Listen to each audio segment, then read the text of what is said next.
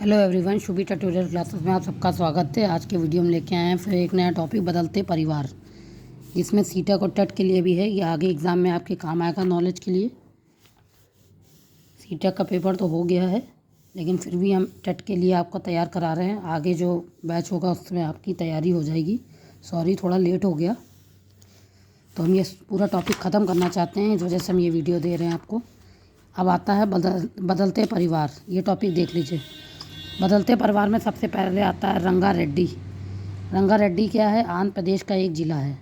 आंध्र प्रदेश है, वहाँ का एक ज़िला है रंगारेड्डी।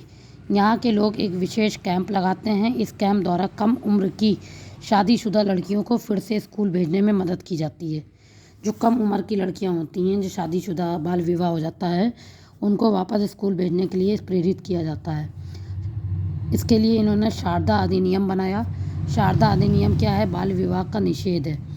1929 में आया, 1 अप्रैल 1930 में लागू हुआ।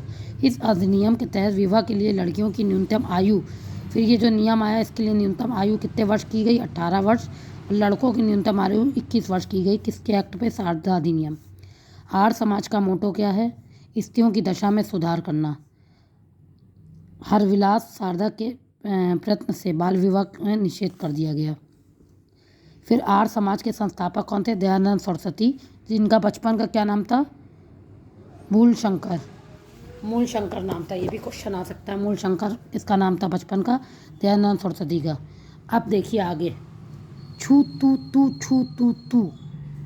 ये अब खेल की बारी हो रही है। खेल के बारे में बताते हैं। छू छू तू। छू छू तू क्या है? कबड्डी को कहते हैं।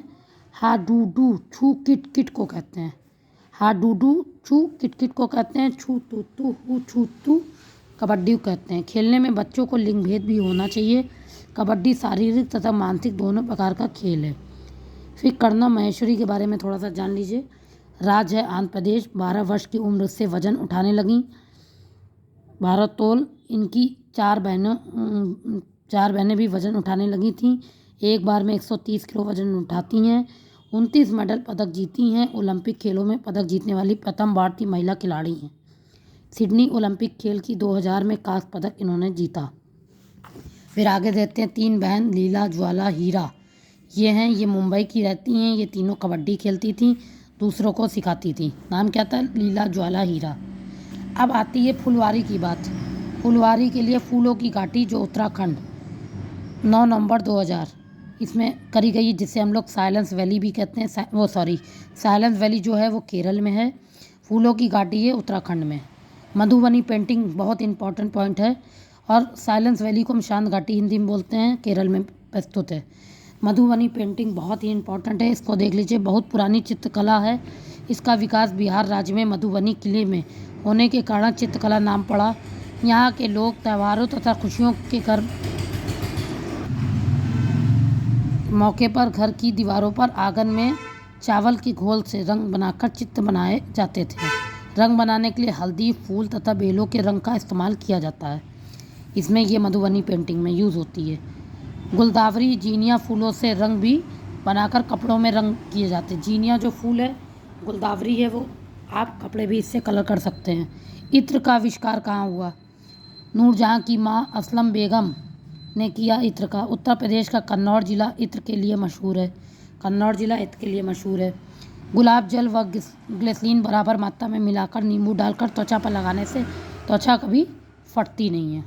फिर स्थानांतरित कृषि, शिफ्टिंग कल्टीवेशन, ये भी जान लीजिए। ये जनजातीय कृषि है। ये जनजाति द्वारा होती है। आदिवासी कृषि के नाम से जानते हैं।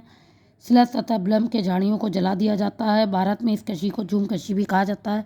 झूम कृषि इसी को कहते हैं, शिफ्टिंग को। स्थानांतरित कृषि वहाँ पे की जाती है जहाँ आदिवासी लोग रहते हैं। पद्धति तरीका प्राचीन है, प्रचलित है एशिया में, दक्षिण एशिया, दक्षिण पूर्व एशिया। आगे देखते हैं, थोड़ा सा जनरल नॉलेज देख लेते हैं इसमें, फिर हम अगले टॉपिक में कवर करेंगे। देखिए महाद्वीप कितने हैं? 7 है। क्षेत्रफल का घटता क्रम, सबसे बड़ा क्या है? एशिया, फिर अफ्रीका, फिर उत्तरी अमेरिका, दक्षिण अमेरिका, अंटार्कटिका, यूरोप, ओशिनिया जो छोटा महाद्वीप है, और ऑस्ट्रेलिया। दक्षिण एशिया में 8 देश हैं। SAARC इसका एक बनाया है। इसका फुल फॉर्म क्या है? South Asia association of regular cooperation. दक्षिण एशिया क्षेत्रीय सहयोग संगठन। हेडक्वार्टर है काठमांडू, नेपाल की राजधानी है जो। सार्क के 8 देश कौन कौन से हैं? अफगानिस्तान जिसकी राजधानी काबुल, पाकिस्तान इस्लामाबाद, इंडिया नई दिल्ली, नेपाल काठमांडू, श्रीलंका श्रीजयवर्धनपुरम, बांग्लादेश ढाका, मेलैंडाई मालवे और भूटान थिम्पू। ये हो गए। दक्षिण पूर्व एशिया के देश कौन से हैं? रे, रोका, चेना और धूमकेतु जहाँ होती है उत्तर पूर्व भारत, तमराई, हिमायू, कौबाक और कलजिन। ये आ गया। इसके एक हमने वो बनाया है, अब इसके नाम देख लेते हैं। Vietnam, Brazil, Sri Lanka, Bharat, Thailand, Java and Sumatra, Myanmar and क्लिपजीन्स। धूमकेतु की विशेषताएं क्या है? आदिवासी क्षेत्रों में प्रचलित, खेती करने से पूर्व कृषि योग्य भूमि तैयार करना, जंगल वन वृक्ष पेड़ पौधे और झाड़ियों को खरपतवार जलाने से प्राप्त सब खेतों में बिखर देना, उर्वरक शक्ति, उपजाऊ और पोटास। फिर 7 सिस्टर, इसके कौन कौन से 7 सिस्टर किसे कहते हैं? 7 बहनों का राज्य कौन सा है? असम, अरुणाचल प्रदेश, नागालैंड, मणिपुर, मिजोरम, त्रिपुरा, मेघालय। ये हो गए। और वेवर एंड दहियार, दीपा, पुहू, कुमार, पुरता, ये राजस्थान है। ये सब इम्पोर्टेंट कुछ पॉइंट थे। अब आगे के वीडियो में हम बताएंगे आपको कि कैसे परिवार बदले हैं। ये देखिए कैसे कैसे बदले घर, इसके बारे में डिटेल में बताएंगे। आई होप आप लोगों को वीडियो अच्छा लगा। वीडियो अच्छा लगा लाइक शेयर सब्सक्राइब करिएगा। Thank you for watching.